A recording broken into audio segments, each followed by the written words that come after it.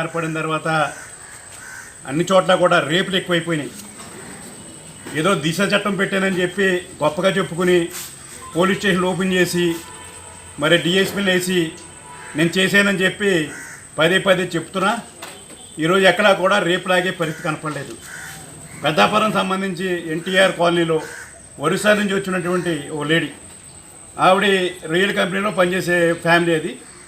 అక్కడ వైసీపీ కార్యకర్త కట్టమూడికి సంబంధించిన జీవా అనే కార్యకర్త ఆవిడ మీద రేపు చేయబోతే ఆ కేకలైతే ఆ కాలనీ వాళ్ళందరూ వచ్చి తమిరేరు పారిపోయాడు. కేసు కూడా నమోదైంది. 19వ తారీఖు సంఘటన జరిగితే 20వ తారీఖున పోలీసులు కేసు పెట్టడం జరిగింది.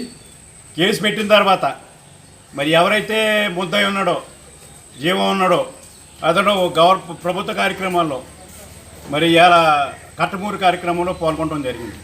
అంటే కేసు రిజిస్టర్ అయిన తర్వాత 27వ తారీఖుని మరి ఈ కార్యకర్త వెళ్ళి గవర్నమెంట్ కార్యక్రమంలో పాల్గొన్నాడంటే పోలీసు ఏం చేస్తానని నేను అడుగుతున్నాను. ఎందుకంటే సంఘటన 19వ తారీఖు జరిగింది, కేసు 20వ తారీఖున రిజిస్టర్ చేశారు.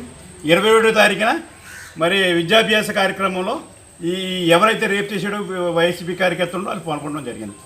అరే పోలీసు ఈ కేసును మొదటి నుంచి కూడా తీసుకుంటే 20వ తారీఖు కేసు కట్టారు, కానీ ఏదో రాజీ చేసే విధంలో మరి ఈ పోలీసు కూడా సహకారం చేసి వీళ్ళు రాజీ అయిపోవాలన్న ఆలోచనతో పోలీసు ఉన్నారు కనుకే మరి 27వ తారీఖున ప్రభుత్వ కార్యక్రమంలో పాల్గొన్నా పట్టుకోవడం జరగలేదు.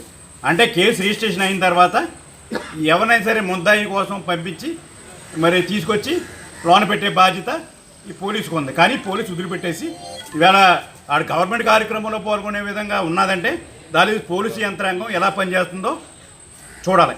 ఎందుకంటే డీజీపీ గారు చెప్తూ ఉంటాడు మా పోలీసు అంతా కూడా నిష్పక్షంగా వ్యవహరిస్తుందని చెప్తున్నాడు. మాటల వరకే పరిమితం. ఎందుకంటే ఎవరైనా కక్ష సాధింపులు చేయడం లేదా రేపులు జరిగితే వాళ్ళ మనుషులైతే వదిలేయటం ఈ కార్యక్రమం అందులో భాగంగానే వైసీపీ కార్యకర్త కనుక ఏదో రాజీ చేసుకుంటారులే అని పోలీసు యంత్రాంగం తప్పు తిరుగుతుంది.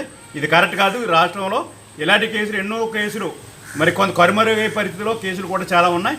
ఎందుకంటే కొన్ని రిజిస్ట్రేషన్ అవుతున్నాయి, కొన్ని బయటకు వస్తున్నాయి, కొన్ని కేసులు బయటకు రావట్లేదు. ఈ కేసును కూడా మరి కప్పిపుచ్చడం కోసం ఇవాళ రాజీ చేసి దీన్ని కూడా క్లోజ్ చేయడానికి వైసీపీ నాయకులు పెద్ద ఎత్తున డబ్బులు ఖర్చు పెట్టి ఇది క్లోజ్ చేయడానికి వైసీపీ నాయకులు ప్రయత్నం చేస్తున్నారు. దాన్ని పోలీసు యంత్రాంగం సహకరించారు.